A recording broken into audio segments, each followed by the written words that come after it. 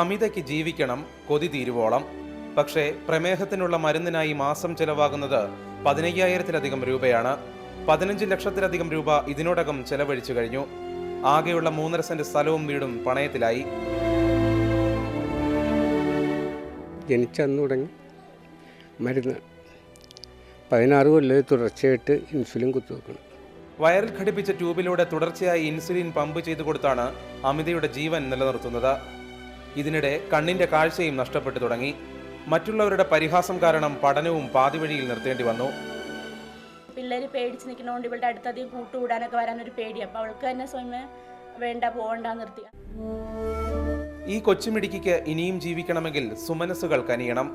നിങ്ങളുടെ സഹായങ്ങൾ south Indian ബാങ്കിലെ അമിതയുടെ അക്കൗണ്ടിലേക്ക് അയക്കാം. പ്രതീക്ഷയോടെ ഒരു കുടുംബം കാത്തിരിക്കുകയാണ്.